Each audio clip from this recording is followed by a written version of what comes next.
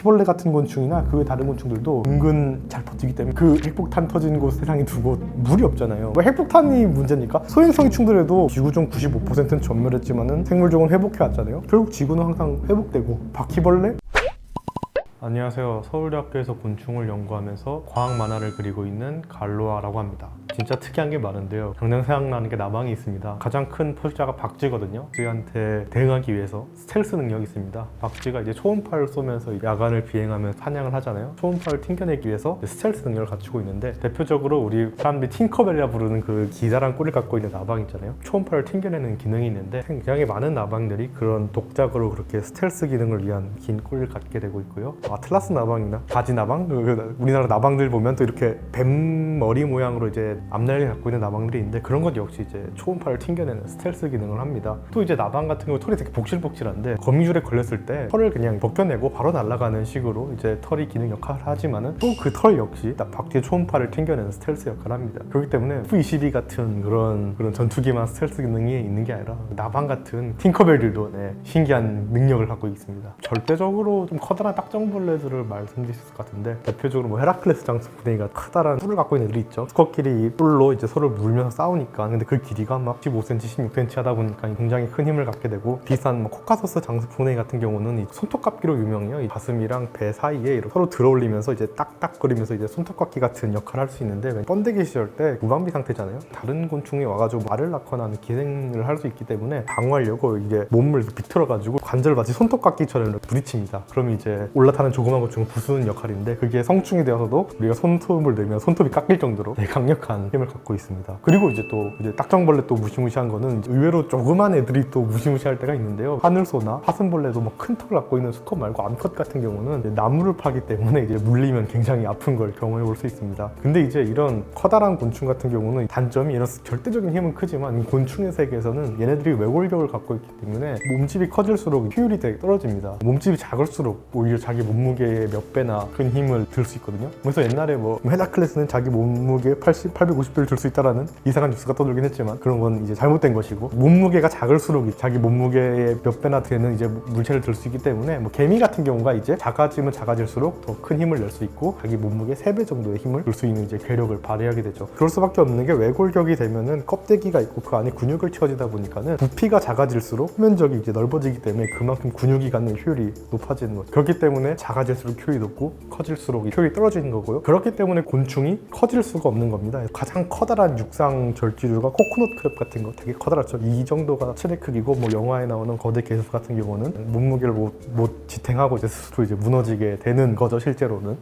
없습니다. 이게 우리가 많이 죽는 이유가 암 때문에 죽는데, 과연 그런 질문이 곤충이 암에 걸릴 수 있을까, 이걸 궁금할 수 있는데, 곤충은 그만큼 오래 살기 때문에 암이 걸릴 수 없거든요. 왜냐면 곤충 수명이 되게 짧거든요. 장수풍뎅이 1년 살다 죽고, 뭐 성충은 해봤자 3개월이고요. 그다음에 물론 오래 사는 곤충이 있죠. 개미 같은 경우 막 펄개미 같은 거 여왕 34년 이렇게 산 예시가 있어요. 흰개미 여왕 같은 경우는 50년 산다고 추측을 합니다. 근데 인간보다 오래 살 수 있는 곤충은 아직까지는 없는 것 같습니다. 오늘날 그렇게 70% 이상이 곤충이라 했는데, 그 중에 85% 이상이 완전 변태예요. 곤충은 불완전 변태라 해서 아래서 약충이라고 그냥 메뚜기 같은 게 쭉 있다가 그냥 날개가 나중에 똑 자라는 불완전 변태가 있고, 완전 변태라고 나방같이 아래서 애벌레 있다가 번데기 있다가 성충이 되고, 완전 변태가 있죠. 이 완전 변태가 곤충의 85%를 차지하거든요. 얘네가 대부분 성공했어요. 그 말은 이 전략이 굉장히 먹혔다는 얘기죠. 절지동물이란 조상으로서 받은 외골격도 사기였고 날개도 사기였는데, 이 완전 변태라는 것도 굉장히 사기였다는 거죠. 장수풍뎅이 처음 키울 때는 우리 톱밥에다가 이렇게 애벌레 넣고 사육하거든요. 그러다가 번데기가 되고 성충이 되면은 씨를 빨아먹죠. 그렇기 때문에 완전 다른 먹이를 먹으면서, 일단 애벌레랑 성충이 먹이 경쟁을 하지도 않고, 뭐 하나 부족하다 해도 전부가 타격을 받는 게 아니라 한쪽만 타격을 받게 됩니다. 그리고 번데기 상태에서 겨울도 날 수 있습니다. 그러니까 환경이 취약하다 했을 때 버틸 수 있는 뭐 단계도 있고 하기 때문에 완전 변태가 굉장히 훌륭한 전략이었던 것 같고, 뭐 아이러니하게 잠자리가 좀 인상 깊은 곤충인데, 최근에 등장한 살이나 완전 변태 곤충들이 있긴 하지만은 잠자리 같은 경우는 가장 초기에 비행했던 곤충이고, 그 중에서도 날개를 접을 수 없는 되게 원시적인 곤충임에도 불구하고 아직까지 성공하고 굉장히 위협적인 포식자로서 곤충 생태계에 이제 군림을 하고 있는데, 잠자리 같은 경우는 왜 이렇게 사냥을 잘하냐, 오늘날 곤충들은 날기 위해서 가슴 근육을 되게 효율적으로 사용하는데, 잠자리 같은 경우는 되게 초창기에 날았기 때문에 내 근육을 모두 사용하는 근육 인자강으로 사용하기 때문에 다륜 구동을 할 수 있습니다. 다른 곤충들은 펄럭이는 데만 집중하다 보니까는 자유자재 이제 비행이 어려워지는데, 잠자리 같은 경우는 날개 모두가 퍼덕이는 것뿐만 아니라 각자 비틀거나 다양한 움직임이 가능하기 때문에 굉장히 역동적인 비행이 가능하고 또 빠르게 비행이 가능하기 때문에 굉장히 원시적인 곤충임에도 불구하고 굉장히 빠르게 날 수 있고요. 곤충 같은 경우는 이 눈이 겹눈으로 되어 있잖아요. 움직임을 파악하는 데 뛰어나는데 잠자리 같은 경우는 많은 경우 막 28,000개의 겹눈이 있기 때문에 아주 빠른 속도를 날면서도 사냥을 할 수 있게 된 거죠. 근데 재밌는 게 잠자리 같은 경우는 굉장히 오래됐다는 바퀴벌레보다도 더 오래된 곤충입니다. 잠자리 이후에야 바퀴벌레 같은 애들이 이제 날개를 이렇게 배에 접으면서 겨우겨우 등장한 것들인데 잠자리 같은 곤충이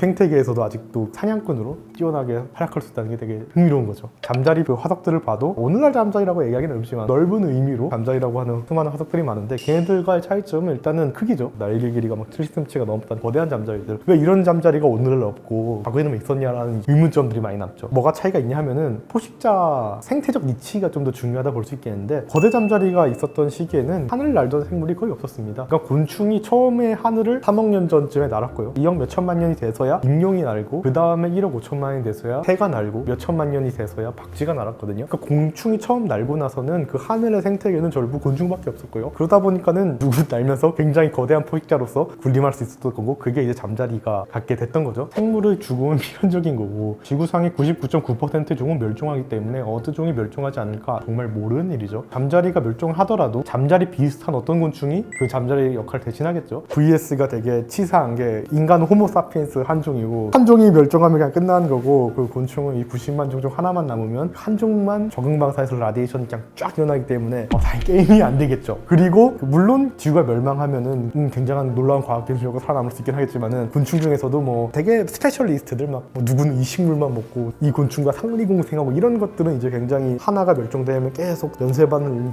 일으키면서 많이 멸종되겠죠. 근데 X가 있고 바퀴벌레 같이 아무거나 주워먹는 애들 그리고 우리가 상상도 못한 거에 살고 있던 곤충들 그런 애들은 뭐 끝까지 살아남아서 당연히 인간 하나 멸종한다 해도 곤충 90만 종 중에 분명 하나는 살아남겠죠 라고 생각을 했지만은 페른기 대멸종 때 그 많던 삼엽종이 멸종하고 1500만 년 종의 암모나이트가 다 사라졌기 때문에 모릅니다. 왜냐면 그 드글드글 많던 게 싹 없어진 거 보면 지구 역사는 정말 모른다고 말할 수 있을 것 같습니다.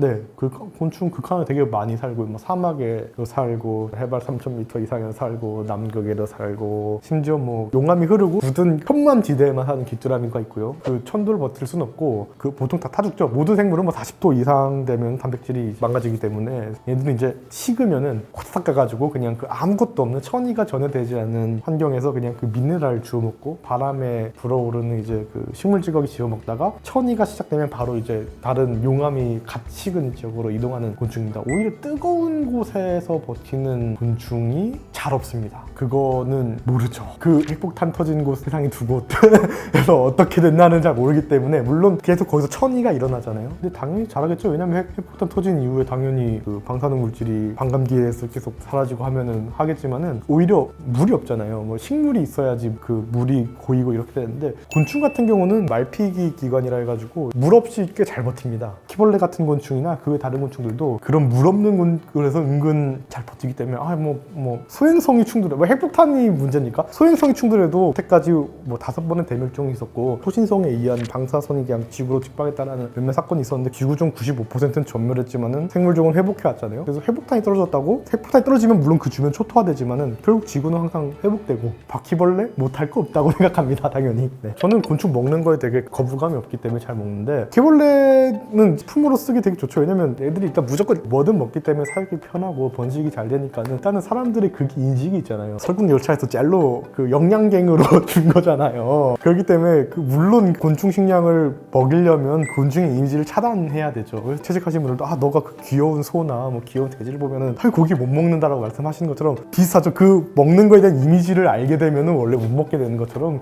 곤충도 먹게 하려면 그 이미지를 차단시키면 언젠가 먹지 않을까. 그래서 이제 가공을 잘해야죠. 예를 들면은 가루를 만들다든가 아니면 뭐 파스타 면처럼 만들다든가 빵처럼 만들다든가 쉐이크를 만들다든가 되게 맛있게 일단 맛은 있거든요. 그런 날이 오겠죠. 왜냐면은 수산업이 만들어내는 배출물들과 대기오염과 폐수들 그리고 에너지 효율들 그거에 비해서 곤충 식량이 갖는 굉장한 에너지 효율들 그리고 지금 계속 늘어나는 인구 물론 우리나라는 감소하지만 그렇기 때문에 먹어야 한다라고 말하지만은 먹이기까지는 굉장히 어렵지 않을까. 다들 이제 막 먹지 않나요? 그거 아닌가요?